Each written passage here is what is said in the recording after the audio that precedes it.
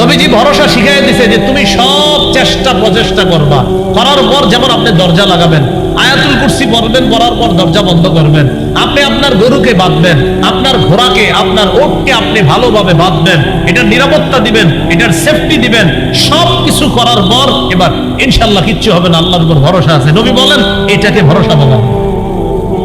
এটা কি বলা হয়? ভরসা। মনে করেন ড্রাইভার সাহেব ঘুমায়া চোখ বন্ধ করে গাড়ি চালাইতেছে, আল্লাহ ভরসা কিচ্ছু হবে না, এটাকে ভরসা বলা।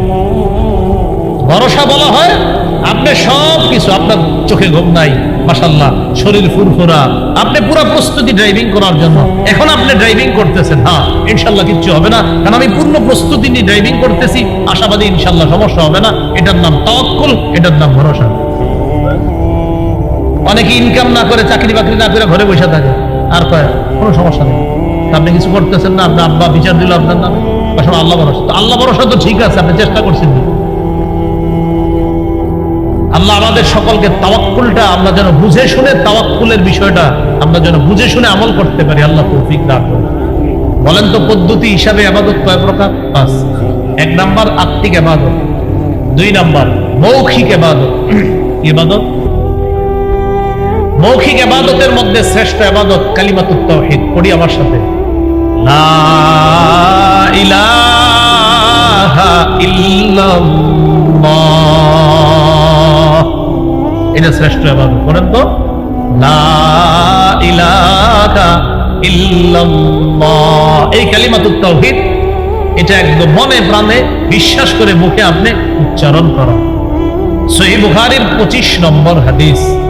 এই হাদিসের বর্ণনাকে আব্দুল্লাহ ইবনে ওমর রাদিয়াল্লাহু তাআলা আনহুমা বলেন, মিতুন উকাতিলান নাস হাত্তা ইয়াশহাদু আল্লাহ ইলাহা ইল্লাল্লাহ ওয়া আন্না মুহাম্মাদার রাসূলুল্লাহ। আমি ততক্ষণ আদিষ্ট হয়েছি জিহাদ করার ব্যাপারে, আমাকে ততক্ষণ পর্যন্ত জিহাদ করতে বলা হয়েছে, লড়াই করতে বলা হয়েছে, যতক্ষণ মানুষ এই সাক্ষ্য না দিবে আল্লাহ ছাড়া কোনো ইলাহ নাই, মুহাম্মদ সাল্লাল্লাহু আলাইহি ওয়াসাল্লাম আল্লাহর রাসূল, এই সাক্ষ্য না দেওয়া পর্যন্ত আমি আদিষ্ট হয়েছি লড়াই করার জন্য। এখানে লা ইলাহা ইল্লাল্লাহ প্রকাশ্যে মুখে উচ্চারণ করতে হবে, দিল থেকেও স্বীকার করতে হবে। মুখের ইবাদতের মধ্যে একটা এটা জানলাম, সহিহ বুখারী 26 নম্বর হাদিসে আছে, সুইলা রাসূলুল্লাহ সাল্লাল্লাহু আলাইহি ওয়াসাল্লাম আইয়ুল আমালি আফজাল। নবীকে প্রশ্ন করা হলো কোন আমল সবচেয়ে শ্রেষ্ঠ? নবীজি বললেন ঈমানুন বিল্লাহ, আল্লাহর প্রতি বিশ্বাস স্থাপন করা শ্রেষ্ঠ ইবাদত। সুবহানাল্লাহ। তাহলে আল্লাহকে বিশ্বাস করি অন্তর দিয়েও, আবার মুখেও স্বীকার করি, অন্তরেও বিশ্বাস করি, আবার মুখেও বলি আল্লাহ ছাড়া কোনো ইলাহ নাই। মৌখিক ইবাদতের মধ্যে আরেকটা ইবাদত বলেন তিলাওয়াতুল কোরআন। বলেন কোরআন তেলাওয়াত করা। সূরা কাহফের 27 নম্বর আয়াতে আল্লাহ বলেন, ওয়াতলু মা উহিয়া ইলাইকা মিন কিতাবি রাব্বিকা লা মুবাদদিলা লিকালিমাতি। আপনার রবের পক্ষ থেকে ওহী হিসাবে যে কিতাব দেওয়া হয়েছে, কিতাবের যে অংশ দেওয়া হয়েছে, আপনি তা তেলাওয়াত করেন, এটা পরিবর্তনকারী কেউ নাই, আপনার রবের কথা পরিবর্তনকারী কেউ নাই, তেলাওয়াত করেন, কোরআন পড়েন। এবার আমার সাথে বলেন কোরআন একটু আওয়াজ করেও পড়া যায়, বলেন আওয়াজ ছাড়াও পড়া যায়। তাহলে আওয়াজ করেও পড়া যায়, আবার আওয়াজ ছাড়াও পড়া যায়। তিরমিজি শরীফের বর্ণনা 1333 নম্বর হাদিস। قال رسول الله صلى الله عليه وسلم الجاهر بالقرآن كالجاهر بالصدقة والمسر بالقرآن كالمسر بالصدقة। যে ব্যক্তি একটু উঁচু আওয়াজে কোরআন পড়ে সে প্রকাশ্যে সদকাকারীর মতো, যে ব্যক্তি একটু নিম্ন আওয়াজে কোরআন পড়ে সে গোপনে সদকাকারীর মতো। তাহলে কোরআন দুই ভাবে পড়া যায়। সহিহ বুখারীর বর্ণনা 5011 নম্বর হাদিস। এই হাদিসের বর্ণনাকারী বারা ইবনে আযিব রাদিয়াল্লাহু তাআলা তিনি বলেন, কানা রাজুলুন ইয়াকরাউ সূরাতাল কাহফি। এক ব্যক্তি সূরা কাহফ তেলাওয়াত করছিল। কোন সূরা? কাহফ। ওয়া ইলা জানিবিহি হিসানুন মারবুতুন বিশাতানাইন। ওই ব্যক্তির পাশে তার দুইটা ঘোড়া আছে, তার একটা ঘোড়া রশি দিয়ে বাঁধা, তার একটা ঘোড়া আছে দুইটা রশি দিয়ে বাঁধা ঘোড়াটা। উনি যখন কোরআন তেলাওয়াত করতেছে, ফাতাগাশাতু সাহাবা, ওই ঘোড়ার উপরে আকাশের মেঘ আইসা তারে ছায়া দিতেছে, ঘোড়ার এটা মেঘের মতো দেখা যাইতেছে। এটা বুখারীর বর্ণনা।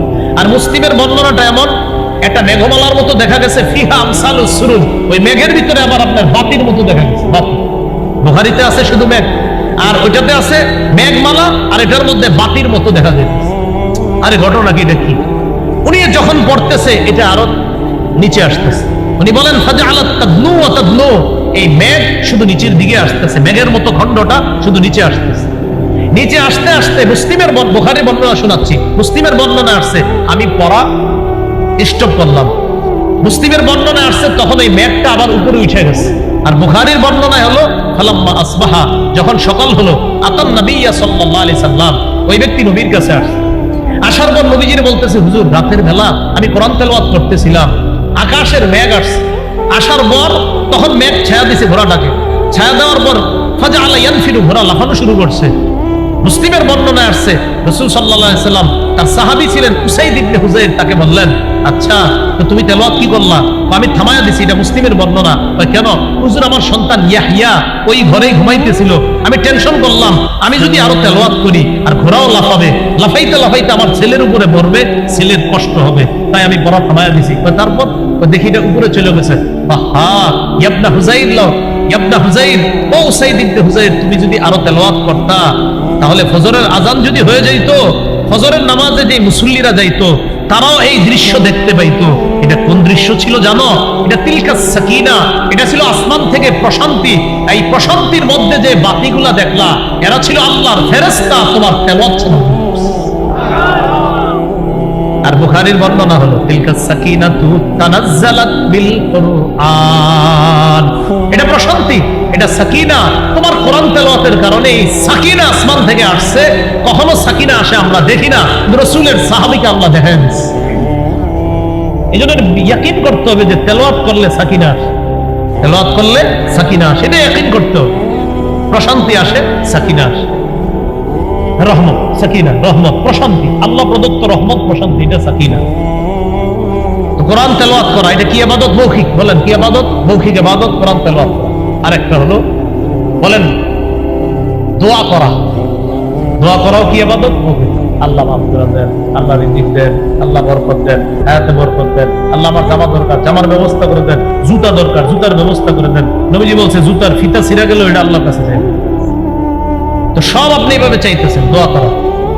সূরা আরাফের 55 নম্বর আয়াতে আল্লাহ বলেন, উদউ রাব্বাকুম তাদাররুআন ওয়া খুফিয়া, তোমরা তোমাদের রবকে ডাকো তাদাররুআ, বিনীতভাবে, ওয়া খুফিয়া, এবং চুপিসারে। আপনারা মাঝে মাঝে একটু চুপিসারে দোয়া করেন, এক তো সবার সাথে করেন, মাঝে মাঝে একটু চুপি চুপিও দোয়া করবেন। জাকারিয়া নবী চুপিসারে দোয়া করতেন আল্লাহর কাছে। এই দোয়ার প্রশংসা করে আল্লাহ কোরআনে আয়াত নাজিল করে এই উম্মতকে ওই দোয়ার কথা জানায় দিয়েছে। সূরা মারিয়ামের 3 নম্বর আয়াতে আল্লাহ বলেন, ইয নাদা রাব্বাহু নিদাআন খাফিয়া, জাকারিয়া নবী যখন তার রবকে গোপনে ডাকলেন, মুফাসসিরিনে কেরাম বলেন আখফাহু লিআন্নাহু আহাব্বু ইলাল্লাহ, জাকারিয়া নবী তার রবকে হালকা আওয়াজে গোপনে ডাকার কারণ হলো গোপনে রবকে ডাকলে রব সবচেয়ে বেশি খুশি হয়। এজন্য মুসলিম শরীফের হাদিসে আসছে, ইরবাউ আলা আনফুসিকুম, নিজেদের প্রতি সদয় হও, ফাইন্নাকুম লাইসা তাদউনা আসাম্মা ওয়ালা গায়িবা, তোমরা এমন রবকে ডাকছো না যে রব বধির, আর যে রব অনুপস্থিত এমন রবকে তো তোমরা ডাকছো না, বরং ইন্নাকুম তাদউনা সামিআন কারীবা, এমন রবকে ডাকো যেই রব শুনে, যেই রব অতি নিকটে। কত নিকটে? সাহাবীরা নবীরে বললেন, আকারিবুন রব্বুনা ফানুনাজিহি আম বাঈদুন ফানুনাদিহি, হুজুর আমাদের রব কি কাছে যে তাকে আস্তে ডাকবো, নাকি আমাদের রব দূরে যে তাকে জোরে ডাকবো? তখন আল্লাহ সূরা বাকারার 186 নম্বর আয়াত নাজিল করে জানায়া দিলেন, ওয়াইদা সাআলাকা ইবাদি আন্নী ফাইন্নী কারীব, আমার বান্দারা যখন আমার ব্যাপারে জিজ্ঞাসা করে আমি তাদের কোথায়, আপনি বলবেন ফাইন্নী কারীব, আমি নিকটেই, তাদের অতি নিকটে। তাহলে আল্লাহ আমাদের অতি নিকটে। এই জন্য আল্লাহর কাছে মাঝে মাঝে একটু চুপিসারেও দোয়া করবো, বলেন ইনশাআল্লাহ। চুপিসারে একটু দোয়া করবো তো ইনশাআল্লাহ। মাঝে মাঝে চুপে চুপে নিম্ন আওয়াজে, হালকা আওয়াজে দোয়া করবেন, আল্লাহ তৌফিক দান করেন। এগুলো মুখের ইবাদত। নাম্বার কত? মুখের ইবাদত গেল। আচ্ছা, মুখের আরেকটা ইবাদত বলেন, জিকির করা। জিকির করা কি? মুখের ইবাদত। তাহলে কোরআন তেলাওয়াত করা, দোয়া করা, জিকির করা মুখের ইবাদত। সূরা আরাফের 205 নম্বর আয়াতে আল্লাহ বলেন ওয়াজকুর রাব্বাকা ফি নাফসিক, তুমি তোমার রবকে স্মরণ করো মনে মনে, তাদাররুআ বিনীত হয়ে, ওয়া খীফা ভয় ভীতি নিয়ে, ওয়া দুনাল জাহরি মিনাল কওল অনুচ্চ সুরে, বিল গুদুবি ওয়াল আসল সকাল সন্ধ্যায় তুমি তোমার রবকে স্মরণ করো মনে মনে বিনীত ভাবে, ভয় ভীতি নিয়ে অনুচ্চ সুরে তুমি তোমার রবকে স্মরণ করো সকাল সন্ধ্যায়। তুমি গাফেলদের অন্তর্ভুক্ত হও না। সহিহ বুখারীর 660 নম্বর হাদিসটা মনে রাখবো। আর আজকে রাত্রে 3টা বা 2টায় যদি ঘুম ভেঙে যায় তখন হালকা কিছু সময়, আজকে থেকে যতবার ঘুম ভাঙবে কিছু সময় হইল, একবার হইল আল্লাহরে স্মরণ করবে। রাজি আছেন? আল্লাহ তৌফিক দান করেন। এটা কিভাবে? ঘুম ভাঙে গেছে, আপনার ইস্তেঞ্জার বেগুস, আপনার বিবি ঘুমায়, সন্তান সবাই ঘুমায়, ইস্তেঞ্জা করতে গেলেন, বাইর হয়ে দেখলেন সব ঘুমায়, আপনি যে বুদ্ধি করে বলবেন ওই সময় সবাই ঘুমায়, একটু আল্লাহরে চুপে চুপে স্মরণ করুন। তখন আল্লাহরে বললেন সুবহানাল্লাহ, আলহামদুলিল্লাহ, লা ইলাহা ইল্লাল্লাহ, আল্লাহু আকবার। অথবা আপনি বললেন আউযু বিল্লাহি মিনাশ শাইতানির রাজীম, বিসমিল্লাহির রহমানির রহিম, কুল হুয়াল্লাহু আহাদ, আল্লাহুস সামাদ, লাম ইয়ালিদ ওয়া লাম ইউলাদ ওয়া লাম ইয়াকুল লাহু কুফুয়ান আহাদ। এই চুপি চুপি আস্তে আস্তে করবেন, কারো ঘুম যেন ডিস্টার্ব না হয়। আল্লাহ কত খুশি হবে চিন্তা করেন, সবাই ঘুমায়, আমার বান্দা আমার নাম করে। মুখের এই জিকির, তাহলে তেলাওয়াত গেল, মৌখিক ইবাদত গেল, লা ইলাহা ইল্লাল্লাহ গেল, তেলাওয়াত গেল, দোয়া গেল, জিকির গেল, মৌখিক ইবাদত করবো তো ইনশাআল্লাহ। আমরা ইবাদতের পদ্ধতি হিসেবে ইবাদত কয় প্রকার জানি? 1 নাম্বার আত্মিক, 2 নাম্বার, 3 নাম্বার দৈহিক। দৈহিক বা শারীরিক ইবাদত। দৈহিক বা শারীরিক ইবাদত কি? সেটা হলো নামাজ পড়া, সুবহানাল্লাহ, রোজা রাখা, নামাজ পড়া, এই দৈহিক ইবাদত। এই দৈহিক ইবাদত যে ইবাদতে শরীর নড়াচড়া করে, শরীর নড়াচড়া, যেমন সূরা হজের 77-78 নম্বর আয়াত, 17 পারার শেষ পৃষ্ঠা, ইয়া আইয়ুহাল্লাযীনা আমানু রুকউ, হে ঈমানদারগণ রুকু করো। শরীর খরচ হয়নি, রুকু করলে শরীর নড়াচড়া হয় কিনা? ওয়াসজুদু, সিজদা করো, নড়াচড়া হয় কিনা? ওয়া'বুদু রাব্বাকুম, রবের ইবাদত করো। ওয়াফআলুল খায়র, কল্যাণ কাজ বেশি বেশি করো, ভালো কাজ। লাআল্লাকুম তুফলিহুন, যাতে তোমরা সফল কাম করো। তিরমিজির একটা হাদিস শুনেন, 2466 নম্বর হাদিস, 2466, এই হাদিসটা হাদিসে কুদসি।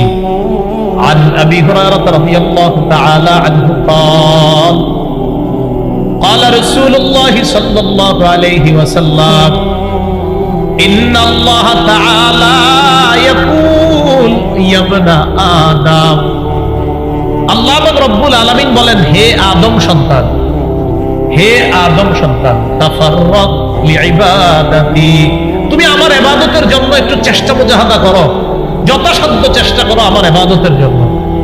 তাহলে কি উপকার? আমলা সাদরাকা গিনা, আমি তোমার অন্তর ঐশ্বর্যে পরিপূর্ণ করে দিব। তুমি আমার ইবাদত যথাসাধ্যভাবে চেষ্টা করো, আমার ইবাদত করো। আমলা সাদরাকা গিনা, তোমার এই অন্তর, তোমার এই বুক, তোমার এই বুকটা আমি আল্লাহ অনবদ্যতায় পরিপূর্ণ করব। তাহলে কি বললো আল্লাহ? তুমি আমার জন্য ইবাদত করো, যথাসাধ্য চেষ্টা করে তোমার অন্তরটা আমি আল্লাহ ঐশ্বর্যে, টাকা পয়সা ধন সম্পদ দিয়ে পরিপূর্ণ করব। আর কি করব?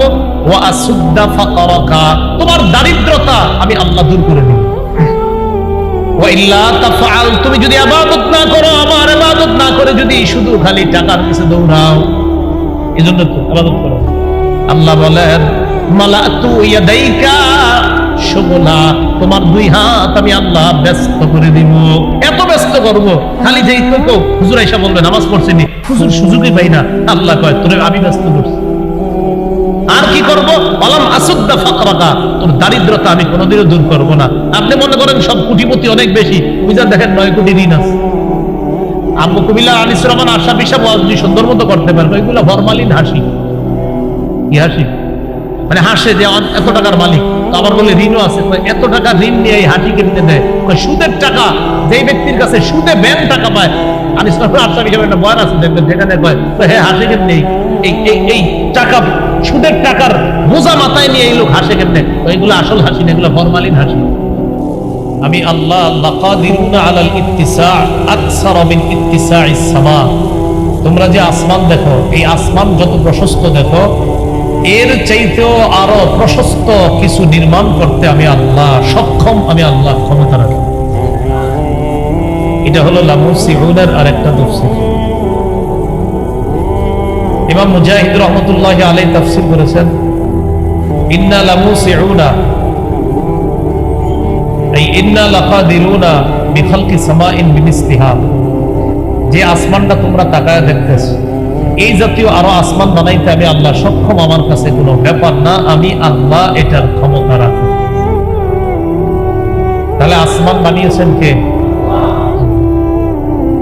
সূরা আম্বিয়ার ৩২ নম্বর আয়াতে আল্লাহ বলেন, ওয়াজআলনাস সামাআ সাকফাম মাহফুজা। আমি আসমানকে করেছি সুরক্ষিত ছাদ। তোমাদের জন্য আসমানকে সুরক্ষিত ছাদ হিসাবে খুঁটি ছাড়াই আমি আল্লাহ দাঁড় করায় রাখছি। এই হলো আমাদের উপরে যে আসমান, এই আসমানের ব্যাপারে আল্লাহর বক্তব্য। এরপরে আল্লাহ বলেন, ওয়াল আরদ ফারাশনাহা ফানি'মাল মাহিদুন। আমি জমিনকে বিছিয়ে দিয়েছি, ছাদ পাইলাম, এখন দরকার বিছানা। আল্লাহ বলেন আমি জমিনকে বিছিয়ে দিয়েছি, ফানি'মাল মাহিদুন।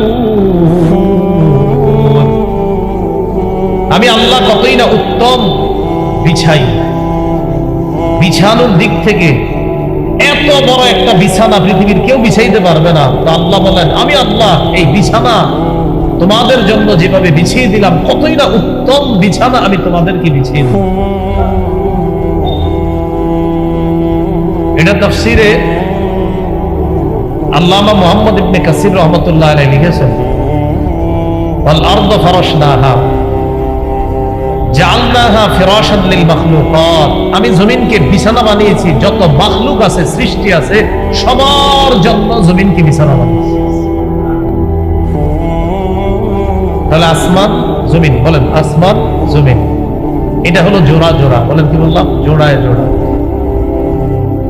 আসমান আর জমিন যেমন জোড়ায় জোড়ায় আল্লাহ সৃষ্টি করেছেন, একটার বিপরীতে আরেকটা। এর পরের আয়াতে আল্লাহ বলেন, وَمِن كُلِّ شَيْءٍ خَلَقْنَا زَوْجَيْنِ لَعَلَّكُمْ تَذَكَّرُونَ। এই মাত্র আমি আল্লাহ তোমাদেরকে আসমানের কথা বললাম, জমিনের কথা বললাম। আসমান জমিন যেমন জোড়ায় সৃষ্টি করেছি, একটা আরেকটার বিপরীতে সৃষ্টি করেছি, এই আসমান জমিনের মতো প্রত্যেকটা জিনিসকে আমি আল্লাহ জোড়ায় জোড়ায় সৃষ্টি করেছি। কেন? লাআল্লাকুম তাযাক্কারুন, যাতে তোমরা উপদেশ গ্রহণ করতে পারো। জোড়ায় জোড়ায় সৃষ্টি করেছে কিভাবে? সামাউন ওয়া আরদুন, আসমান এবং জমিন, এটার জোড়ায় জোড়ায়। মুফাসসিরিনে কেরাম বলেন, জামিউল মাখলুকাত আজওয়াজুন, সমস্ত সৃষ্টি জোড়া জোড়া। অতীতের বিজ্ঞান এটা স্বীকার না করলেও আধুনিক বিজ্ঞান আল্লাহর এই কথাটা স্বীকার করে নিয়েছে। ওয়ালাইলুন ওয়া নাহারুন, দিন এবং রাত, ওয়া শামসুন ওয়া কমারুন, সূর্য এবং চন্দ্র, এগুলা সব জোড়ায় জোড়ায়। সূরা আম্বিয়ার 33 নম্বর আয়াতে আল্লাহ বলেন, ওয়া হুয়াল্লাযী খালাকাল লাইলা ওয়ান নাহারা ওয়াশ শামসা ওয়াল কমারা কুল্লুন ফী ফালাকিন ইয়াসবাহুন। তিনি ওই সত্তা যিনি রাত দিনকে সৃষ্টি করেছেন, ওয়াশ শামসা ওয়াল কমার, সূর্য এবং চন্দ্রকে সৃষ্টি করেছেন।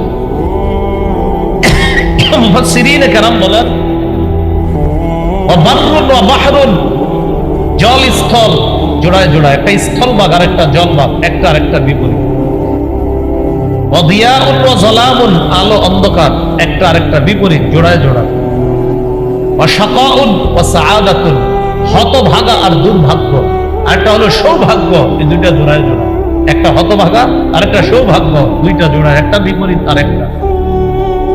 আল্লাহ বলেন এইভাবে জিন, ইনসান, আর হলো যুকুর ওয়া ইনাস, একদল নারী আর একদল পুরুষ, একটা আরেকটার বিপরীতে আমি আল্লাহ সৃষ্টি করেছি। ওয়া মিন কুল্লি শাইইন খালাকনা, আসমান জমিনের যে বৃত্তান্ত আমি আল্লাহ তোমাদেরকে শোনাইলাম, এইভাবে প্রতিটা জিনিসকে আমি আল্লাহ জোড়ায় জোড়ায় সৃষ্টি করেছি, যাতে তোমরা উপদেশ গ্রহণ করতে পারো। উপদেশ গ্রহণ করে নিলাম, মনে করেন যে আল্লাহ ঠিকই তো আপনি সব জোড়ায় জোড়ায় করছেন, তারপর কি করবা? যেহেতু চিন্তা ভাবনা করে দেখলা যে জোড়ায় জোড়ায় সব সৃষ্টিটা আল্লাহর পক্ষেই সম্ভব, অতএব ফাফিরু ইলাল্লাহ, তোমরা আল্লাহর দিকে ধাবিত হও। ইন্নী লাকুম মিনহু নাযীরুম মুবিন। নবী আপনি বলেন আমি তোমাদের জন্য আল্লাহর পক্ষ থেকে স্পষ্ট সতর্ককারী মাত্র। এখন আপনারা বলেন আসমানকে ছাদ বানিয়েছেন কে? জমিনকে বিছানা বানিয়েছেন কে? আসমানের বিপরীতে জমিন যেমন, জমিনের বিপরীতে আসমান যেমন, এরকম প্রত্যেকটা বস্তুকে জোড়ায় জোড়ায় সৃষ্টি করেছেন কে? অতএব ইবাদত কার করব? তো আল্লাহ বলেন ওয়ালা তাজআলু মা'আল্লাহি ইলাহান আখার, তোমরা আল্লাহর সাথে অন্য কোন ইলাহকে সাব্যস্ত করবা না, নির্ধারণ করবা না। তোমরাই তো মাত্র জানলা আসমান বানাইলাম আমি আল্লাহ, জমিন বানাইলাম আমি আল্লাহ, প্রত্যেকটা জিনিসকে জোড়ায় জোড়ায় সৃষ্টি করলাম আমি আল্লাহ। যেন গবেষণা করে আমার দিকেই ধাবিত হও, ধাবিত হওয়ার পর মনে রাখবা আমার সাথে শিরিক করবা না, সব কিছুর কৃতিত্ব আমাকেই দিবা। আসমান আমি একচ্ছত্র ভাবে এটার মালিক, জমিনেরও একচ্ছত্র মালিক আমি আল্লাহ। লা তাজআলু মা'আল্লাহি ইলাহান আখার, আল্লাহর সাথে অন্য কোন ইলাহকে তোমরা সাব্যস্ত করবে না। তো ইলাহ প্রয়োজন। এবার আল্লাহ নবীকে বলতেছেন, নবী আপনি বলেন ইন্নী লাকুম মিনহু নাযীরুম মুবিন, আমি নবী আল্লাহর পক্ষ থেকে তোমাদের জন্য সুস্পষ্ট সতর্ককারী। এরপর আল্লাহ বলেন নবী এই জাতীয় দাওয়াত দেওয়ার পর কাফেরদের কেউ নবীরে কয় জাদুকর, কেউ কয় পাগল, বলি নাউযুবিল্লাহ।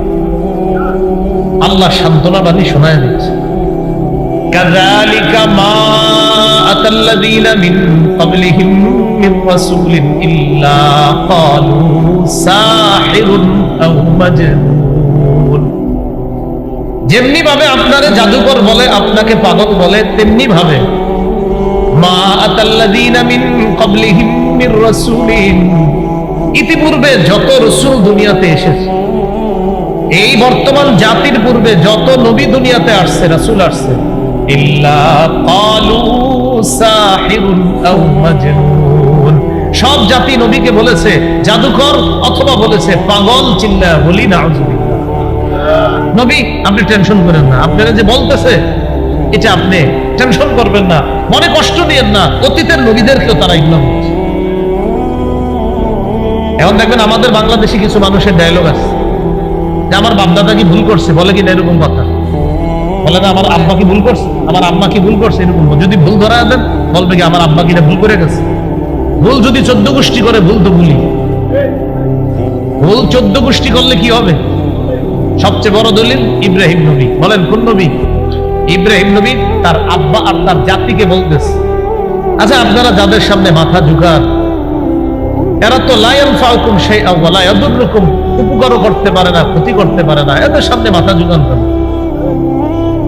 তো তারা জবাব দিত কি? বাপেও জবাব দিছে, 14 গোষ্ঠী জবাব দিল ইব্রাহিম নবীকে, ক্বালু বাল ওয়াজাদনা আবাআনা কাযালিকা ইয়াফআলুন, আমরা আমাদের বাপদাদাদেরকে পাইছি এগুলা করতে, আমাদের বাপদাদারাও করছে, তাই আমরাও করতেছি। এবার ইব্রাহিম নবী জবাব দিলেন, উফিন লাকুম ওয়া লিমা তা'বুদুনা মিন দুনিল্লাহি আফালা তা'কিলুন, ঠিক আফসোস তোমাদের জন্য, আর তোমরা যাদের ইবাদত করো আল্লাহ ছাড়া, যার পূজা করো তাদের জন্য আফসোস। এগুলা বলে বলতেছে আফালা তা'কিলুন, তোমরা কি বুঝো না? তোমরা কি বেআকল? তোমরা কি বুঝো না কিছু? ওই যে বলছে বাপ দাদারা যা করছে আমরাও তা করি, ইব্রাহিম নবী বললেন লাকাদ কুনতুম ওয়া আবাউকুম, তোমরা এবং তোমাদের বাপ দাদারা, কি বলতেছে দেখেন, তোমরা এবং তোমাদের বাপ দাদারা কওমান দাল্লিন, তোমরা সব পথভ্রষ্ট, তোমরাও ভুল করছো, তোমরাও পথভ্রষ্ট, বাপ দাদা 14 গোষ্ঠী ভুল করছে, তারাও পথভ্রষ্ট। কোন আলেম যখন এই জামানায় ভুল ধরায়া দেয়, কোন ইমাম খতিব যখন ভুল ধরায়া দেয়, আর কোন বেদাতি যদি বলে আমার 14 গোষ্ঠী এটা করেছে, স্পষ্ট জবাব হবে ইব্রাহিম নবী যেমন বলছে তুমিও ভুল করতেছো, 14 গোষ্ঠী ভুল করছে, আমরাও জবাব দিব আপনিও ভুল করতেছেন, আপনার বাপ দাদা 14 গোষ্ঠী ভুলই করছে। বাপ দাদা মানে করছে, আপনি ভুল করলে তো ভুলি, সেটা আপনার আব্বা করুক আর দাদা করুক, ভুল। এটা কেন বললাম? ওই পরের আয়াতটা বলার জন্য, ওই যে আমার মূল আলোচনায় সেখানে আল্লাহ বলছেন আতাওয়াসাউবি। আচ্ছা, এরা যে নবীদেরকে জাদু করার পাগল বলে, এটা কি বংশ পরম্পরায় ওসিয়ত করে গেছে নাকি? যে আপনি আমারে বলতেছেন আর তারা বলতেন আচ্ছা তোমাকে বংশ ওসিয়ত করছে, আচ্ছা তোমাদের বংশ কি বলছে যে আমরা নবী করে পাগল বলছি, তোরাও পাগল বলবি, পরের জামানে যারা আসবে তারাও এরকম কোন ওসিয়ত করছে নাকি পরস্পর? আল্লাহ বলতেছেন না, আসলে কেউ ওসিয়ত করে নাই, বরং বালহুম কওমুন তাগুন, এরা সবাই নাফরমান জাতি, ওসিয়তের দরকার নাই, প্রত্যেক যুগেই নাফরমানরা নবীকে পাগল বলছে, জাদুকর বলছে। এটা কোনো ওসিয়ত না, বংশীয় কোনো ওসিয়ত না। এবার নবীজিকে আল্লাহ সান্ত্বনা দিয়ে বলে ফাতাওয়াল্লা আনহুম, নবী আপনি তাদের থেকে ফিরে যান, মুখ ফিরিয়ে নেন। ফামা আনতা বিমালুম, আপনি তো দাওয়াত দিয়েছেন, আপনি তিরস্কৃত হবেন না, আপনি নিন্দিত হবেন না, আপনাকে নিন্দা করা হবে না, আপনার দাওয়াতের কাজ আপনি করেছেন। এরপর আল্লাহ বলেন ওয়াযাক্কির ফাইন্নায যিকরা তানফাউল মুমিনিন, আপনি ওয়াজ করতে থাকেন, উপদেশ দিতে থাকেন। ফাইন্নায যিকরা তানফাউল মুমিনিন, উপদেশ মুমিনদের উপকারে আসে, উপদেশ মুমিনদের উপকারে আসে। এই যে আজকে ওয়াজ মাহফিলের ব্যবস্থা করছে আহলে সুন্নাত ওয়াল জামাত, আজকে আসরের পর থেকে আলোচনা চলছে, এমন আলোচনা হয়েছে যে আলোচনা আপনারা 10 বার শুনছেন, 20 বার শুনছেন, কিন্তু আল্লাহ কোরআনে বলতেছে জানা জিনিস মুমিনদের সামনে বারবার আলোচনা করেন, বারবার, এতে মুমিনের উপকার হবে। দাওয়াত তাবলীগে কি কয়, প্রতিদিনই কি কইতেছে, 6 জিনিসের উপর মেহনত করে চলতে পারলে দিনের উপর চলা সহজ। তাহলে একই কথা বারবার বলতেছে। প্রথম 3 দিন গেছে মোটামুটি, আবার গেছে 10 দিন মোটামুটি, আবার 40 দিন গেছে, এখন মোটামুটি দাড়ি একটু উঠে গেছে, আবার আপনার 4 বার গেছে, এখন এই বেটা মাথায় পাগড়ি নিয়ে দাড়ি নিয়ে সুন্নতি লেবাস নিয়ে বাসায় চলে আসছে।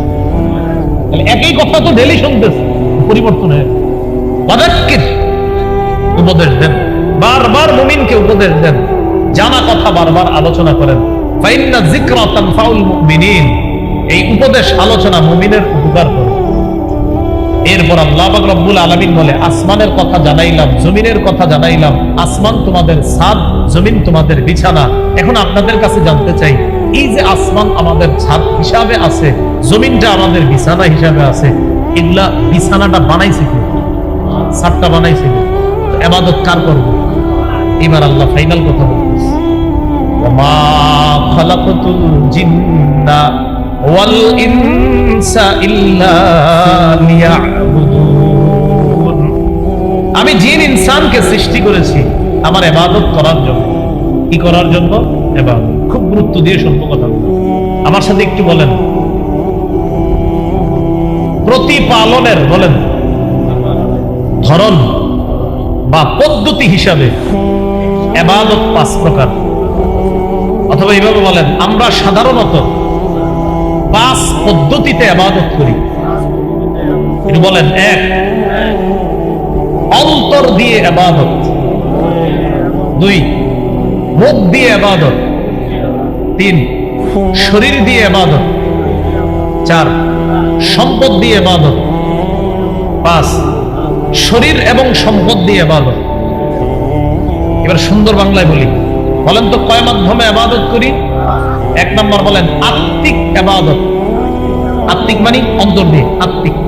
বলেন 2 নম্বর মৌখিক ইবাদত। 3, দৈহিক ইবাদত। 4, আর্থিক ইবাদত। 5, দৈহিক এবং আর্থিক ইবাদত। দৈহিকের নাম শারীরিকও দিতে পারে, তাহলে মাধ্যম হিসাবে ইবাদত কয় প্রকার? আল্লাহ করে বানাইছে কি জন্য? ইবাদতের জন্য। ইবাদত কয় মাধ্যমে করি? এক নাম্বার অন্তর দিয়ে, আত্মিক ইবাদত। খুব মন দেন, আত্মিক ইবাদত সাধারণত আপনার মৌলিকভাবে 5 প্রকার। বলেন আত্মিক ইবাদত কয় প্রকার? মাধ্যম হিসাবে ইবাদত কয় প্রকার? এক নাম্বার আত্মিক। এই আত্মিক ইবাদত আবার কয় প্রকার? 5 প্রকার।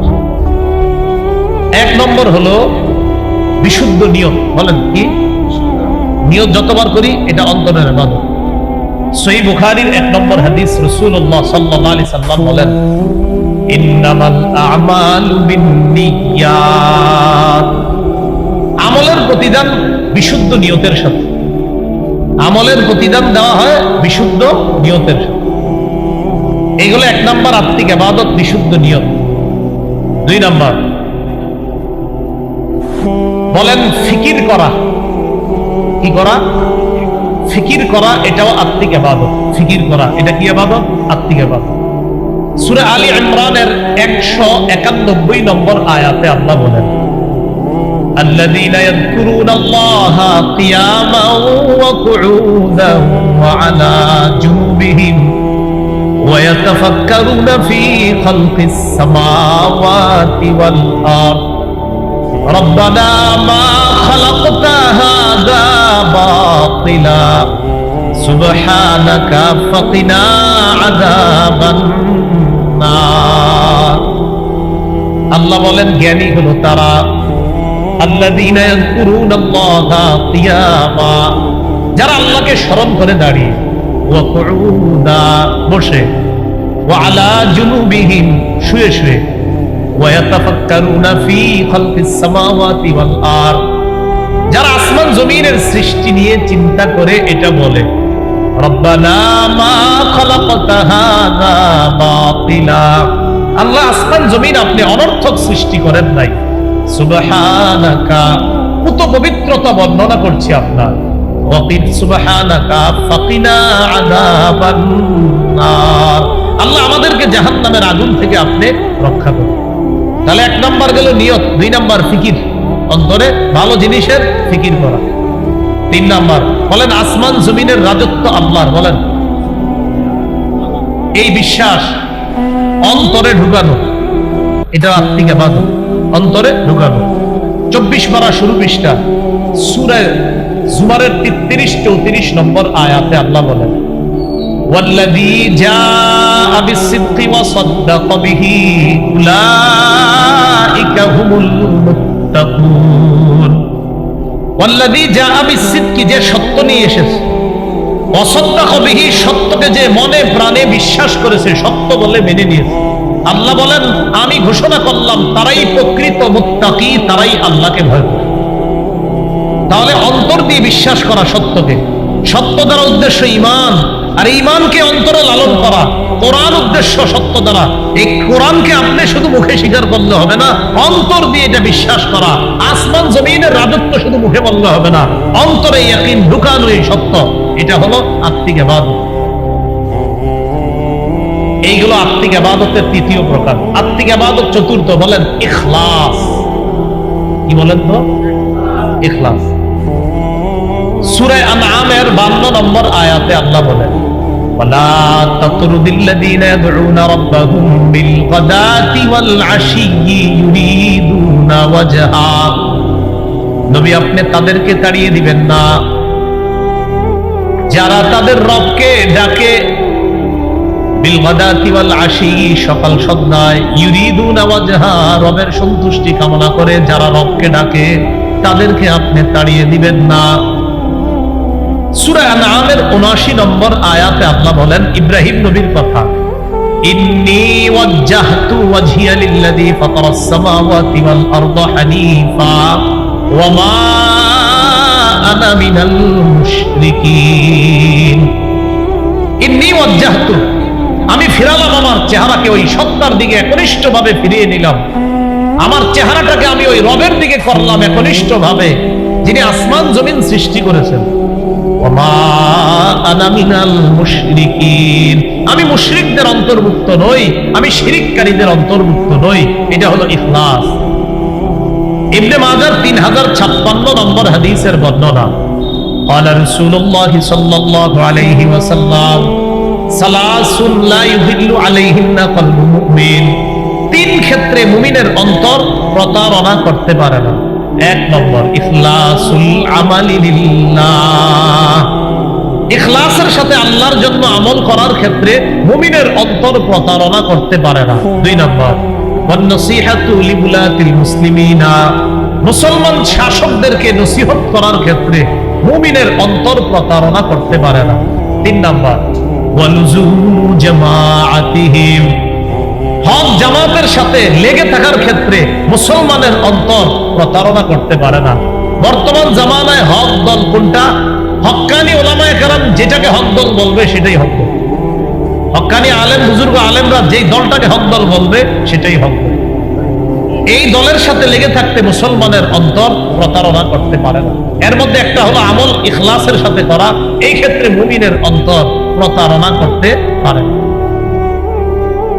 সহিহ বুখারীর ৭৫০১ নম্বর হাদিস, এই হাদিসের মধ্যে আসছে রাসূলুল্লাহ সাল্লাল্লাহু আলাইহি সাল্লাম বলেন, এটা হাদিসে কুদসি। দেখেন ইখলাস ওয়ালা নিয়ত করলে কি লাভ। আল্লাহ পাক রব্বুল আলামিন বলেন, ইদা আরাদা আবদি আইয়া আমালা সাইয়্যাতান, আমার বান্দা যখন কোনো গুনাহের ইচ্ছা করে তখন ফেরেশতাদেরকে আল্লাহ বলেন, ফালা তাকতুমনা আলাইহি হাত্তা ইয়ামালাহা, আমার বান্দা যখন কোনো পাপের ইচ্ছা করে ফেরেশতারা এই পাপ না করা পর্যন্ত পাপ তোমরা লিখবা না। ফাইন আমিলাহা ফাকতুবুহা লাহু বিমিসলিহা, আমার বান্দা যদি পাপ করেই ফেলে তখন তার আমলনামায় একটা গুনাহ লিখবা। ওয়াইন তারাকাহা মিন আজলি, আমাকে খুশি করার জন্য যদি বান্দা পাপটা ছেড়ে দেয়, ফাকতুবুহা লাহু হাসানা, তার আমলনামায় একটা নেকি লিপিবদ্ধ করে। তাহলে দেখেন কি বলতেছে এখানে, ইখলাসের সাথে নেক আমলের নিয়ত করে নাই, খারাপ কাজের নিয়ত করেছে কলব থেকে, কিন্তু নিয়ত করার পরে কাজটা করে নাই। আল্লাহ বলে গুনাহ লেখো না, কাজটা যদি ছেড়ে দেয় একটা নেকি লেখো।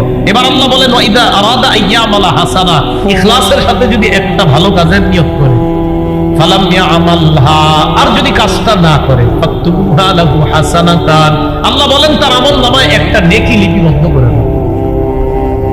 এরপর আল্লাহ বলেন, ফাইন আমিলাহা, আমার বান্দা যদি নেক আমলটা করে, ফাকতুবুহা বিআশরি আমসালিহা ইলা ৭০০ দিআফিন, আমার বান্দার আমলনামায় ১০ থেকে ৭০০ গুণ পর্যন্ত সব লিপিবদ্ধ। এটা হলো আপনি ইখলাসের সাথে যদি কোনো ভালো কাজের নিয়ত করেন, এটার লাভ আছে। সহিহ মুসলিমের বর্ণনা ১৯০৯ নম্বর হাদিস, এই হাদিসে আসছে রাসূলুল্লাহ সাল্লাল্লাহু আলাইহি সাল্লাম বলেন, মান সাআলাল্লাহা শাহাদাতা বিসিদকিন, কোন ব্যক্তি যদি দিল থেকে ইখলাসের সাথে শহীদ হওয়ার নিয়ত করে, বাল্লাগাহুল্লাহু মানাজিলাশ শুহাদা ওয়া ইন মাতা আলা ফিরাশিহি, এই ব্যক্তি যদি তার ঘরে বিছানায় মারা যায়, আল্লাহ তাকে শহীদদের মর্যাদায় পৌঁছায়। ইখলাসের সাথে কেউ শহীদ হওয়ার নিয়ত করেছে, এই বান্দা যদি তার ঘরের বিছানায় মারা যায়, আল্লাহ তাকে শহীদদের মর্যাদায় পৌঁছায়। সহিহ বুখারীর বর্ণনা 2839 নম্বর হাদিস, আনাস ইবনে মালিক রাদিয়াল্লাহু তাআলা আনহুর বর্ণনা, তিনি বলেন, আন্নান নবিয়্য সাল্লাল্লাহু আলাইহি ওয়াসাল্লাম ফি গাযাতিন, এক যুদ্ধে নবী ছিলেন।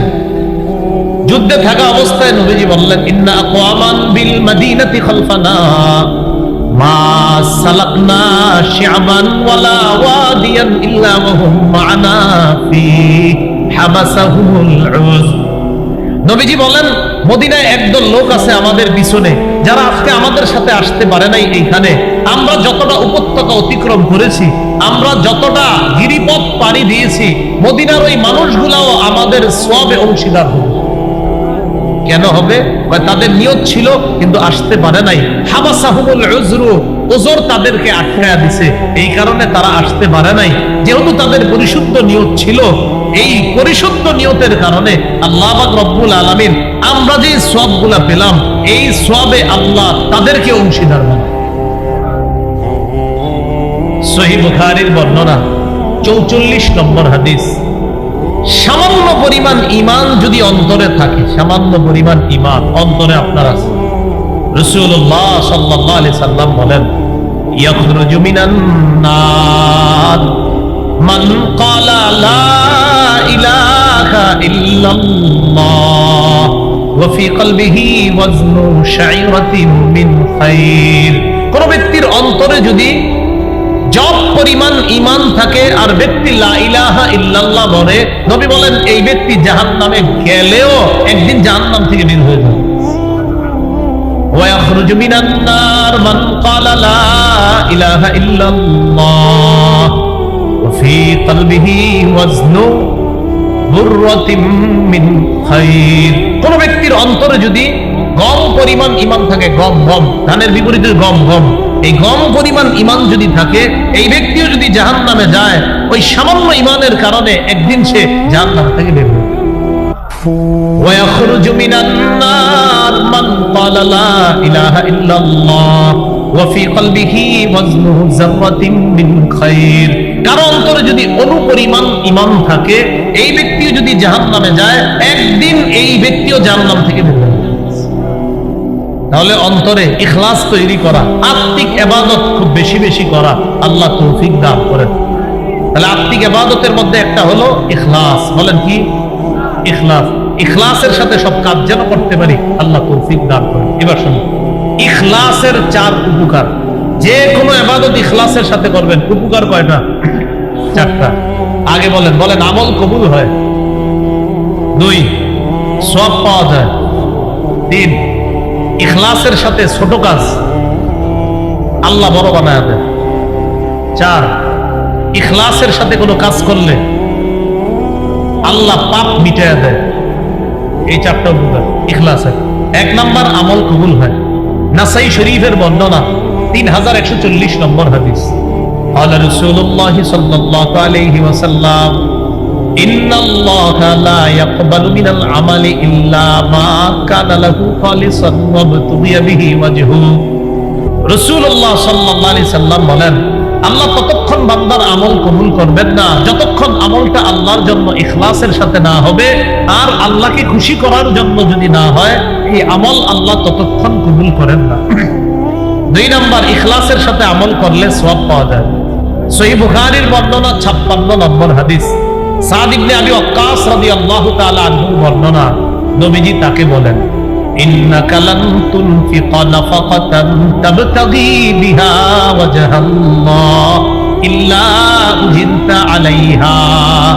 নবী বলেন, তুমি যেই কোনো দান করবা আল্লাহকে খুশি করার জন্য, যতবার দান করবা ততবার তোমাকে প্রতিদান দেওয়া হবে। হাত্তা মা তাজআলু ফি ফামি ইমরাআতিক। তুমি যদি তোমার বিবির মুখে 1 লোকমা খাবার তুলে দাও ইখলাসের সাথে, এটার কারণেও তোমাকে সওয়াব দেওয়া হবে। তাহলে 2 নাম্বার, ইখলাসের সাথে কোনো কাজ করলে সওয়াব পাওয়া যায়। 3 নাম্বার, ইখলাসের সাথে ছোট কাজ করলে আল্লাহ বড় বানায় দেয়। একটা কিতাব আছে নাম জামিউল উলুম ওয়াল হিকাম, ইবনে রজব হাম্বলি রাহমাতুল্লাহ আলাইহি লেখা। 1 নম্বর খণ্ড 13 নম্বর পৃষ্ঠা আব্দুল্লাহ ইবনে মুবারক রাহমাতুল্লাহি আলাইহি বলেন, রুব্বা আমালিন সগীরিন তুআজ্জিমুহু নিয়্যা ওয়া রুব্বা আমালিন কাবীরিন তুসাগগিরুহু নিয়্যা। অনেক ছোট ছোট কাজ, ছোট ছোট আমল বিশুদ্ধ নিয়তের কারণে, ইখলাসওয়ালা নিয়তের কারণে ওই ছোট ছোট কাজটাও বড় হয়ে যায়। ছোট ছোট কাজটাকে বিশুদ্ধ নিয়ত বড় বানায় দেয়। আবার বড় বড় কাজ বিশুদ্ধ নিয়ত না থাকার কারণে এই বড় কাজটা ছোট হয়ে যায়। বড় কাজটা কি হয়ে যায়? ছোট হয়ে যায়, নিয়ত না থাকার কারণে। তাহলে আমাদের উদ্দেশ্য হলো, নিয়ত যদি শুদ্ধ থাকার ইখলাস থাকে অন্তরে, ছোট কাজটাও আল্লাহ বড় বানায়। 4 নাম্বার, পাপ মোচন হয়। সহিহ বুখারীর বর্ণনা 3467 নম্বর হাদিস। এই হাদিসের মধ্যে আসছে, এটা আপনারা শুনছেন অনেকবার, ছোটবেলা থেকে শুনছেন, এক মহিলা কুকুরে পানি পান করে জান্নাত পাইছে, শুনছেন না? এটাই হাদিসে আছে। বাইনামা কালবুন ইউতিফু বিরাকিয়া। একবার এক কুকুর একটা কূপের পাশে চারদিকে ঘুরতেছে। ওই কুকুরের অবস্থা এমন হলো, কাদায়াতুল হুল আতশু, পিপাসার কারণে তার মরা অবস্থা কুকুরের। ফারাআতহু বাগিয়ুম মিন বাগায়া বনি ইসরাঈল। বনি ইসরাইলের এক ব্যভিচারিণী নারী কুকুরটাকে দেখছে। দেখার পর ফানাজাআত মুতাআহা, নিজের পায়ের মৌজা খুলছে, খোলার পর ওই মৌজা ভিজায়া ফাসাকাতহু, কুকুরকে পানি পান করাইছে। ফাগফিরা লাহা বিহি, এই আমলটা ইখলাসের সাথে হওয়ার কারণে আল্লাহ তাকে মাফ করে দিয়েছে। এলে ইখলাসের চতুর্থ উপকার, পাপ মোচন হয়। তাহলে অন্তরের ইবাদত গেল, এটা গেল 4 নাম্বার আত্মিক ইবাদত। 5, আল্লাহর উপর ভরসা করা, এটাও আত্মিক ইবাদত।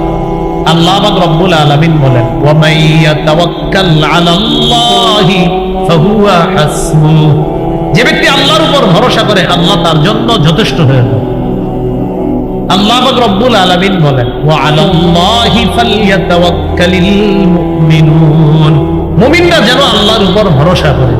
অন্য আয়াতে আল্লাহ বলেন, ওয়া আলাল্লাহি ফালইয়াতাওয়াক্কালিল মুতাওয়াক্কিলুন, ভরসাকারীরা যেন শুধু আল্লাহর উপরেই ভরসা করে। ভরসা কাকে বলে? একটা গরু এই মাঠের মধ্যে ছেড়ে দিবেন, ছেড়ে দিয়ে বলবেন আমি ভরসা করে বাড়ি থেকে বসে থাকি, এটা আল্লাহ আমার ঘরে পৌঁছায় দিই, এটাকে ভরসা বলা হয় না।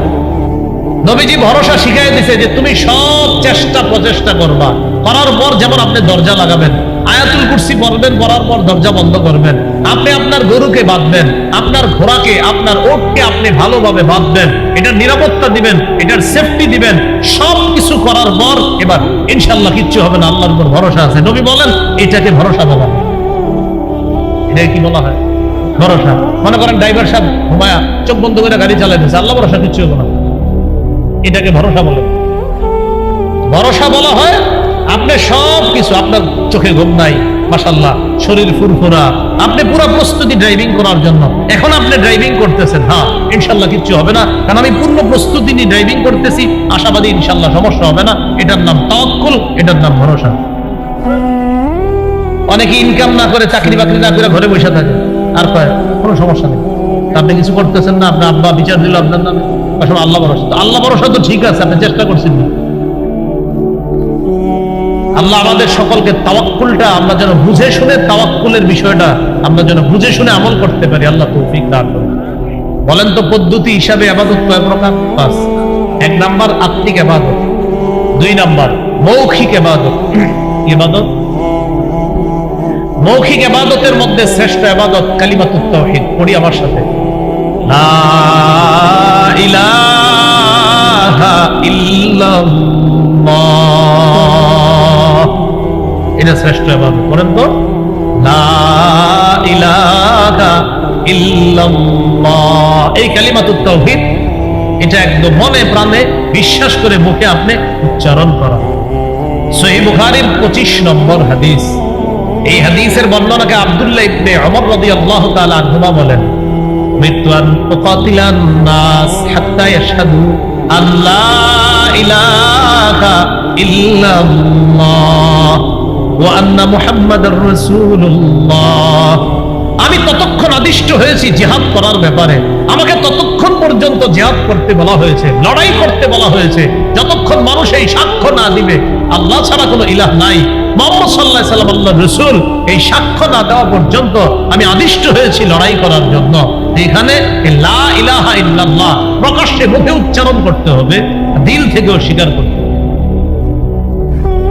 মুখের ইবাদতের মধ্যে একটা এটা জানলাম, সহিহ বুখারী 26 নম্বর হাদিস আছে, সুইলা রাসূলুল্লাহ সাল্লাল্লাহু আলাইহি ওয়াসাল্লাম আইয়ুল আমালি আফজাল, নবীকে প্রশ্ন করা হলো কোন আমল সবচেয়ে শ্রেষ্ঠ? নবীজি বললেন ঈমানুন বিল্লাহ, আল্লাহর প্রতি বিশ্বাস স্থাপন করা শ্রেষ্ঠ ইবাদত। সুবহানাল্লাহ। তাহলে আল্লাহকে বিশ্বাস করি অন্তর দিয়েও, আবার মুখেও স্বীকার করি, অন্তরেও বিশ্বাস করি, আবার মুখেও বলি আল্লাহ ছাড়া কোনো ইলাহ নাই। মৌখিক ইবাদতের মধ্যে আরেকটা ইবাদত বলেন তিলাওয়াতুল কুরআন, বলেন কোরআন তেলাওয়াত করা। সূরা কাহফের 27 নম্বর আয়াতে আল্লাহ বলেন, ওয়াতলু মা উহিয়া ইলাইকা মিন কিতাবি রাব্বিকা লা মুবাদদিলা লিকালিমাতি, আপনার রবের পক্ষ থেকে ওহী হিসেবে যে কিতাব দেওয়া হয়েছে, কিতাবের যে অংশ দেওয়া হয়েছে, আপনি তা তেলাওয়াত করেন, এটা পরিবর্তনকারী কেউ নাই, আপনার রবের কথা পরিবর্তনকারী কেউ নাই, তেলাওয়াত করেন, কোরআন পড়েন।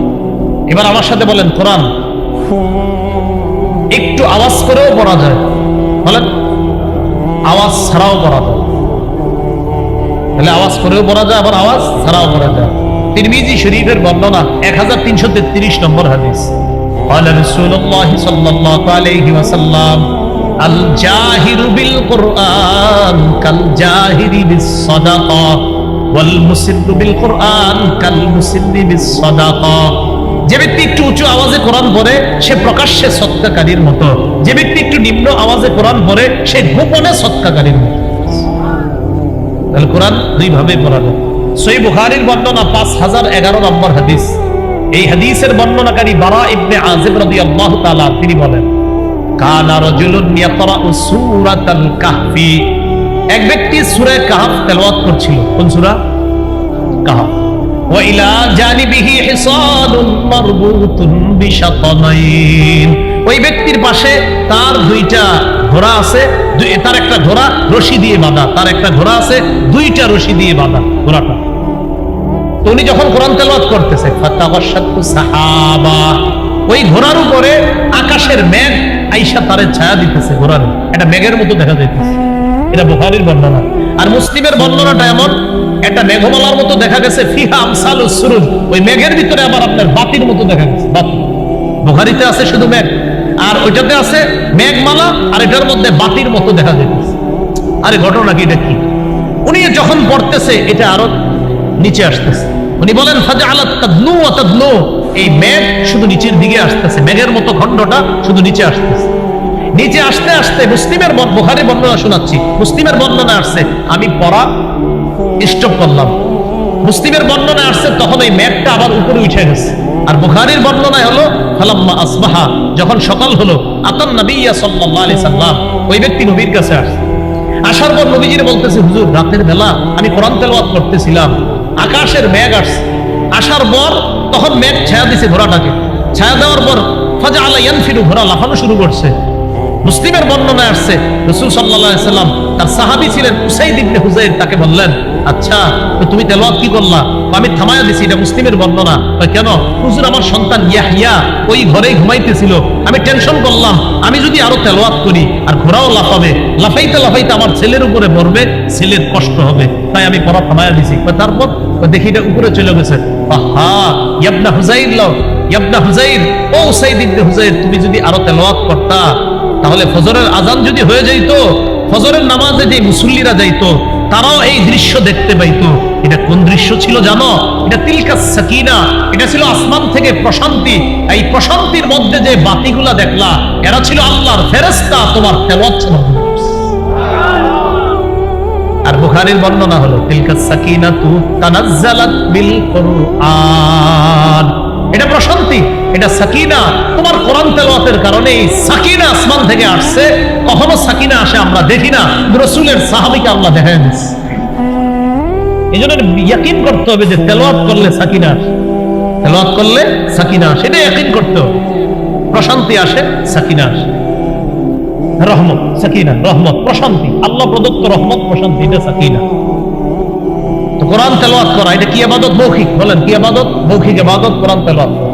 আরেকটা হলো বলেন দোয়া করা। দোয়া করাও কি ইবাদত? আল্লাহ মাফ করে দেন, আল্লাহ রিজিক দেন, আল্লাহ বরকত দেন, হায়াতে বরকত দেন, আল্লাহ আমার জামা দরকার, জামার ব্যবস্থা করে দেন, জুতা দরকার, জুতার ব্যবস্থা করে দেন। নবীজি বলছে জুতার ফিতা ছিঁড়া গেল এটা আল্লাহর কাছে চাইবেন। তো সব আপনি এইভাবে চাইতেছেন দোয়া করা। সূরা আরাফের 55 নম্বর আয়াতে আল্লাহ বলেন, উদউ রাব্বাকুম তাদাররুআন ওয়া খুফিয়া, তোমরা তোমাদের রবকে ডাকো তাদাররুআ, বিনীতভাবে, ওয়া খুফিয়া, এবং চুপিসারে। আপনারা মাঝে মাঝে একটু চুপিসারে দোয়া করেন, এক তো সবার সাথে করেন, মাঝে মাঝে একটু চুপি চুপিও দোয়া করবেন। জাকারিয়া নবী চুপিসারে দোয়া করতেন আল্লাহর কাছে। এই দোয়ার প্রশংসা করে আল্লাহ কোরআনে আয়াত নাজিল করে এই উম্মতকে ওই দোয়ার কথা জানায় দিয়েছে। সূরা মারিয়ামের 3 নম্বর আয়াতে আল্লাহ বলেন, ইয নাদা রাব্বাহু নিদাআন খাফিয়া, জাকারিয়া নবী যখন তার রবকে গোপনে ডাকলেন, মুফাসসিরিনে কেরাম বলেন আখফাহু লিআন্নাহু আহাব্বু ইলাল্লাহ, জাকারিয়া নবী তার রবকে হালকা আওয়াজে গোপনে ডাকার কারণ হলো গোপনে রবকে ডাকলে রব সবচেয়ে বেশি খুশি হয়। এজন্য মুসলিম শরীফের হাদিসে আসছে, ইরবাউ আলা আনফুসিকুম, নিজেদের প্রতি সদয় হও, ফাইন্নাকুম লাইসা তাদউনা আসাম্মা ওয়ালা গায়িবা, তোমরা এমন রবকে ডাকছো না যে রব বধির আর যে রব অনুপস্থিত, এমন রবকে তো তোমরা ডাকছো না, বরং ইন্নাকুম তাদউনা সামিআন কারীবা, এমন রবকে ডাকো যে রব শুনে, যেই রব অতি নিকটে। কত নিকটে? সাহাবীরা নবীরে বললেন, আকারিবুন রব্বুনা ফানুনাজিহি আম বাঈদুন ফানুনাদিহি। হুজুর, আমাদের রব কি কাছে যে তাকে আস্তে ডাকবো, নাকি আমাদের রব দূরে যে তাকে জোরে ডাকবো? তখন আল্লাহ সূরা বাকারার 186 নম্বর আয়াত নাজিল করে জানায়া দিলেন, ওয়াইদা সালাকা ইবাদি আন্নী ফাইন্নী করিব। আমার বান্দারা যখন আমার ব্যাপারে জিজ্ঞাসা করে আমি তাদের কোথায়, আপনি বলবেন ফাইন্নী করিব, আমি নিকটেই, তাদের অতি নিকটে। তাহলে আল্লাহ আমাদের অতি নিকটে। এই জন্য আল্লাহর কাছে মাঝে মাঝে একটু চুপিসারেও দোয়া করবো। বলেন ইনশাআল্লাহ। চুপিসারে একটু দোয়া করবো তো ইনশাআল্লাহ। মাঝে মাঝে চুপে চুপে নিম্ন আওয়াজে, হালকা আওয়াজে দোয়া করবেন। আল্লাহ তৌফিক দান করেন।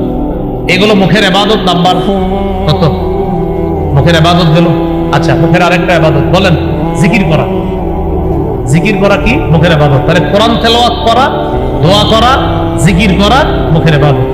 সূরা আরাফের 205 নম্বর আয়াতে আল্লাহ বলেন, ওয়াজকুর রাব্বাকা ফি নাফসিক, তুমি তোমার রবকে স্মরণ করো মনে মনে, তাদাররুআ বিনীত হয়ে, ওয়া খীফা ভয়ে ভীতি নিয়ে, ওয়া দুনাল জাহরি মিনাল কওল অনুচ্চ সুরে, বিল গুদুবি ওয়াল আসল সকাল সন্ধ্যায় তুমি তোমার রবকে স্মরণ করো মনে মনে, বিনীতভাবে, ভয় ভীতি নিয়ে, অনুচ্চ সুরে তুমি তোমার রবকে স্মরণ করো সকাল সন্ধ্যায়। তুমি গাফেলদের অন্তর্ভুক্ত হও না।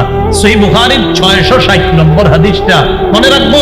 আর আজকে রাত্রে 3টা বা 2টায় যদি ঘুম ভেঙে যায়, তখন হালকা কিছু সময়, আজকে থেকে যতবার ঘুম ভাঙবে কিছু সময় হইল, একবার হইল আল্লাহরে স্মরণ করব। রাজি আছেন? আল্লাহ তৌফিক দান করেন। এটা কিভাবে? ঘুম ভেঙে গেছে, আপনার ইস্তেঞ্জার বেগুস, আপনার বিবি ঘুমায়, সন্তান সবাই ঘুমায়, ইস্তেঞ্জা করতে গেলেন, বাইর হয়ে দেখলেন সব ঘুমায়, আপনি যে বুদ্ধি করে বলবেন ওই সময় সবাই ঘুমায়, একটু আল্লাহরে চুপে চুপে স্মরণ করুন। তখন আল্লাহরে বললেন, সুবহানাল্লাহ, আলহামদুলিল্লাহ, লা ইলাহা ইল্লাল্লাহ, আল্লাহু আকবার। অথবা আপনি বললেন, আউযু বিল্লাহি মিনাশ শাইতানির রাজীম, বিসমিল্লাহির রাহমানির রাহিম, কুল হুয়াল্লাহু আহাদ, আল্লাহুস সামাদ, লাম ইয়ালিদ ওয়া লাম ইউলাদ ওয়া লাম ইয়াকুল লাহু কুফুয়ান আহাদ। এই চুপি চুপি আস্তে আস্তে করবেন, কারো ঘুম যেন ডিস্টার্ব না হয়। আল্লাহ কত খুশি হবে চিন্তা করেন। সবাই ঘুমায়, আমার বান্দা আমার নাম করে। এই মুখের এই জিকির। তাহলে তেলাওয়াত গেল, মৌখিক ইবাদত গেল, লা ইলাহা ইল্লাল্লাহ গেল, তেলাওয়াত গেল, দোয়া গেল, জিকির গেল, মৌখিক ইবাদত। করব তো ইনশাআল্লাহ আমরা। ইবাদতের পদ্ধতি হিসাবে ইবাদত কয় প্রকার জানি? 1 নাম্বার আত্মিক, 2 নাম্বার, 3 নাম্বার দৈহিক। দৈহিক বা শারীরিক ইবাদত। দৈহিক বা শারীরিক ইবাদত কি? সেটা হলো নামাজ পড়া, সুবহানাল্লাহ, রোজা রাখা, নামাজ পড়া, এই দৈহিক ইবাদত। এই দৈহিক ইবাদত যে ইবাদতে শরীর নড়াচড়া করে, শরীর নড়াচড়া করে। যেমন সূরা হজের 77-78 নম্বর আয়াত, 17 পারার শেষ পৃষ্ঠা, ইয়া আইয়ুহাল্লাযীনা আমানু রুকউ, হে ঈমানদারগণ রুকু করো। শরীর খরচ হয়নি? রুকু করলে শরীর নড়াচড়া হয় কিনা? ওয়াসজুদু, সিজদা করো, নড়াচড়া হয় কিনা? ওয়া'বুদু রাব্বাকুম, রবের ইবাদত করো। ওয়াফআলুল খায়র, কল্যাণ কাজ বেশি বেশি করো, ভালো কাজ। লাআল্লাকুম তুফলিহুন, যাতে তোমরা সফল কাম করো। তিরমিজির একটা হাদিস শুনেন, 2466 নম্বর হাদিস, 2466। এই হাদিসটা হাদিসে কুদসি। عن أبي هريرة رضي الله تعالى عنه قال قال رسول الله صلى الله عليه وسلم إن الله تعالى يقول يا ابن آدم, আল্লাহ রব্বুল আলামিন বলেন, হে আদম সন্তান, হে আদম সন্তান, তাফাররাগ লিইবাদাতি, তুমি আমার ইবাদতের জন্য একটু চেষ্টা মুজাহাদা করো, যথাসাধ্য চেষ্টা করো আমার ইবাদতের জন্য। তাহলে কি উপকার? আমলা সাদরাকা বিনা, আমি তোমার অন্তর ঐশ্বর্যে পরিপূর্ণ করে দেব। তুমি আমার ইবাদত যথাসাধ্যভাবে চেষ্টা করো, আমার ইবাদত করো। আমলা সাদরাকা বিনা, তোমার এই অন্তর, তোমার এই বুক, তোমার এই বুকটা আমি আল্লাহ অনর্ধতায় পরিপূর্ণ করব। তাহলে কি বললো আল্লাহ? তুমি আমার জন্য ইবাদত করো, যথাসাধ্য চেষ্টা করে তোমার অন্তরটা আমি আল্লাহ ঐশ্বর্যে টাকা পয়সা ধন সম্পদ দিয়ে পরিপূর্ণ করে দেব। আর কি করব? ওয়া আসুদ্দা ফাকারাকা, তোমার দারিদ্রতা আমি আল্লাহ দূর করে দেব। ওয়া ইল্লা তাফআল, তুমি যদি ইবাদত না করো, আমার ইবাদত না করে যদি শুধু খালি টাকার পিছে দৌড়াও, এজন্য ইবাদত করো। আল্লাহ বলেন মালাতু ইয়াদাইকা শুগলা, তোমার দুই হাত আমি আল্লাহ ব্যস্ত করে দিব। এত ব্যস্ত করব, খালি যেই কেউ হুজুর আয়েশা বলবে নামাজ পড়ছিনি, হুজুর সুযোগই পাই না, আল্লাহ কয় তোরে আমি ব্যস্ত করছি। আর কি করব? আলাম আসুদ্দা ফাকরাকা, তোর দারিদ্রতা আমি কোনোদিনও দূর করব না। আপনি মনে করেন সব কোটিপতি অনেক বেশি, বুঝা দেখেন 9 কোটি ঋণ আছে। আবু কুমিল্লা আনিসুর রহমান আশা বিশাব আপনি সুন্দর মতো করতে পারবে, এগুলো ফরমালিন হাসি। কি হাসি? মানে হাসে যে এত টাকার মালিক, তো আবার বলে ঋণও আছে। এত টাকা ঋণ নিয়ে এই হাসি কেমনে দেয়? সুদের টাকা, যেই ব্যক্তির কাছে সুদে ব্যাংক টাকা পায়, আনিসুর রহমান আশা বিশাব একটা বয়ান আছে দেখবেন, সেখানে কয় হ্যাঁ হাসি কেমনে, এই টাকা সুদের টাকার বোঝা মাথায় নিয়ে এই লোক হাসে কেমনে? এগুলো আসল হাসি না, এগুলো ফরমালিন হাসি। কি হাসি? ওই যে ও তো আল্লাহর জন্য সময় দেয় না, তাই আল্লাহ ওরে এমন ভাবে ব্যস্ত করে রাখছে তুই খালি বিপদে পড়বি চারণ। তাহলে হাদিসটি আবার সুন্দরভাবে শোনাই, আপনারা আজকে বাসায় গিয়ে আরো অনেকে শোনাবেন, বন্ধুদেরকে কালকে শোনাবেন। আমি আবার বলছি, তিরমিজির 2466 নম্বর হাদিস। আল্লাহ বলতেছেন ইবনা আদম, হো আদম সন্তান, তাফাররাক লিইবাদাতি, আমার ইবাদতের জন্য একটু ফারেক হও, একটু অবসর হও, যথাসাধ্য চেষ্টা করো যে আমার ইবাদত করার জন্য। কতক্ষণ আল্লাহকে আপনার ইবাদত করতে বলেন? আল্লাহ কয় যদি এটা করো আমলা সদরাকা গিনা, আমি তোমার বুকটা ঐশ্বর্যে পরিপূর্ণ করে দেব। ওয়াসুদ্দা ফাকরা, আমি তোমার দারিদ্রতা দূর করব। আর যদি ওয়া ইল্লা তাফআল, যদি না করো, মানে তুমি খালি সব করো, আমার ইবাদতের সুযোগ না পাও। অনেক মানুষ বলবে দেখবেন হুজুর সময় পাই না, আর কইেন না সময় পাই না। আল্লাহ বলেন ওয়া ইল্লা তাফআল, যদি তুমি আমার ইবাদত না করো তাহলে মালাতু ইয়াদাইকা শুগলা, তোমার দুই হাত আমি ব্যস্ত করে দিব। এত ব্যস্ত করে দিব, তুমি ব্যস্ত আর ব্যস্ত থাকবা, খালি ব্যস্ত চারদিকে। বললাম আসুদ্দা ফাকরা, তোমার যে দারিদ্রতা এটা দূর করব না। দেখতে মনে হবে তুমি অনেক টাকার মালিক, কিন্তু তুমি টাকার পেরেশানিতে রাত্রে ঘুমাইতে পারবে না। পেরেশান হয় না। তাহলে ইবাদত করব তো ইনশাআল্লাহ। বলেন তো 3 নাম্বার কি ছিল? দৈহিক ইবাদত। 4 নাম্বার কি? আর্থিক, টাকা পয়সা দান সদকা করা, আর্থিক ইবাদত। যাকাত দেওয়া, আর্থিক ইবাদত। যাকাত দেওয়া, আর্থিক ইবাদত। যারা অতীতের যাকাতগুলো দেন নাই, দিয়ে দিয়েন। রাসূলুল্লাহ সাল্লাল্লাহু আলাইহি সাল্লাম বলেন মান আতাহুল্লাহু মালা, আল্লাহ যাকে সম্পদ দিয়েছে, ফালাম ইউআদ্দি যাকাতা, সে যদি যাকাত না দেয়, মুসিলা লাহু ইয়াউমাল কিয়ামাতি শুজাআন আকরা, কিয়ামতের ময়দানে এই যাকাতযোগ্য সম্পদ বিষধর সাপে রূপান্তরিত হবে। হওয়ার পর তাকে এইভাবে ফনা ধরে বলবে আনা কানজুকা আনা মালুকা, আমি তোমার সঞ্চিত সম্পদ, আমি তোমার সেই মাল যে মালের যাকাত দাও নাই। 1 লাখ টাকা যাকাত আছে, 30,000 টাকার শাড়ি আর লুঙ্গি কিনা ফেসবুকে উঠায়া, পরের দিন ফেসবুকে ছেড়ে দিছে ছবি উঠায়া, আলহামদুলিল্লাহ আজকে যাকাত আদায় করলাম, আর ফেসবুকে ছেড়ে দিছে। মানুষের জন্য কিছু করতে পেরে আমার খুব ভালো লেগেছে, এটা ফেসবুকে লেখে। 5,000 টাকার কিনছে, 30,000 টাকার যাকাত ছিল কয় লাখ, বাকি কত আছে? সাপ বাকি আছে, কি বলেন? সাপ। এখন সাপ 5,000 বাকি আছে, 70 বলেন 70, এই 70-এর পরে কোন সাপ? তাহলে হ্যাঁ ছবি তুলে দিছে, আলহামদুলিল্লাহ গরিবদের জন্য কিছু করতে পেরে আমার ভালো লাগলো, আজকে আমি যাকাতটা দিয়ে দিলাম। যাকাত আসছিল কয় লাখ, দিছে কয় হাজার, বাকি রয়েছে কয় হাজার? 70,000। এই 70,000 কি? এটা কইবেন সাপ, সাপ, সাপ, বিষধর সাপ, এটা খাবে। আল্লাহ আমাদেরকে হেফাজত করেন। আর্থিক ইবাদতটা আদায় করবেন। শেষ ইবাদত হলো আপনার আর্থিক এবং শারীরিক ইবাদত। আলেম ছাড়া অন্য কেউ বলেন তো কি হতে পারে? এটা হজ দিতে পারে। হজ, হজে গেলে টাকাও লাগে, শরীরও লাগে। এটা হলো আর্থিক এবং শারীরিক। রাসূলুল্লাহ সাল্লাল্লাহু আলাইহি সাল্লাম বলেন মান হাজ্জা লিল্লাহ, যে আল্লাহর জন্য হজ করবে, আর হজের মধ্যে গিয়ে আপনার কোনো অশ্লীল কথাবার্তা ইত্যাদি বলবে না, রাজাআ কায়াউমিন ওয়ালাদাতহু উম্মুহু, এমন ভাবে সে তার দেশে ফিরে আসবে যেন তার মা আজকে তাকে জন্ম দিয়েছে। এবার একটু মন দিয়ে শুনেন, কোন আয়াত বলছিলাম? ওমা খালাকতুল জিন্না ওয়াল ইনসা ইল্লা লিয়াবুদুন। আসেন তো আবার পূর্বের কথায়, আসমানকে ছাদ বানাইছে কে? জমিনকে বিছানা বানাইছে কে? আসমান জমিন এই যে জোড়ায় জোড়ায়, এটা কে করেছে? ঠিক এইভাবে প্রত্যেকটা জিনিসের জোড়ায় জোড়ায় সৃষ্টি করেন কে? তাহলে সব ক্ষমতা যেহেতু আল্লাহ, সব আল্লাহ করে, ইবাদত হবে কার? ইবাদত পদ্ধতিগতভাবে কয় প্রকার? 1 নাম্বার আত্মিক, 2 নাম্বার মৌখিক, 3 নাম্বার শারীরিক, 4 নাম্বার আর্থিক, 5 নাম্বার আর্থিক এবং শারীরিক। আল্লাহ আমাদের সকলকে যে কথাগুলো শুনলাম বললাম অন্তত কিছু কিছু যদি মুখস্থ থাকে আরেকজনে বলবেন, বন্ধুরে বলবেন, আল্লাহ তৌফিক দান করেন। সুবহানাল্লাহি ওয়া বিহামদিহি, সুবহানাকাল্লাহুম্মা ওয়া বিহামদিকা। ও একটা ঘোষণা, মিম্বরের আমানত যারা সংগ্রহ করেন নাই, অনলাইন থেকে করতে পারেন নাই, তারা এই গাড়ি থেকে সংগ্রহ করতে পারবেন। মিম্বরের আমানত যারা নেবেন, আপনাদের কাছে আমার একটা রিকোয়েস্ট আছে, যারা এই কিতাবটা নেন, মানে এটা আমার পার্সোনাল একটা আবদার, মুখস্থ করার নিয়তে নেবেন। বলেন কি করা? এটা যারা সাধারণ আছেন তাদের জন্য, আলেমদের জন্য। প্রথম খণ্ডটা জামাই বউ দুজন মুখস্থ করবেন, শুধু আপনি একা না। প্রথম খণ্ডটা সন্তানের 64 অধিকার একদম, নারী পুরুষ জামাই বউ দুজন মুখস্থ করবেন প্রথম খণ্ড। দ্বিতীয় খণ্ডটা হলো শিরিক বেদাত কুফর তাওহীদ। তৃতীয় খণ্ড হালাল হারাম। চতুর্থ খণ্ড হলো স্বামীর 24টা অধিকার, স্ত্রীর 19টা অধিকার। বাসায় নিয়ে পুরা দেখবেন আপনি 19টা আদায় করছেন কিনা, আর বিবিরে পড়ায় দেখবেন যে 24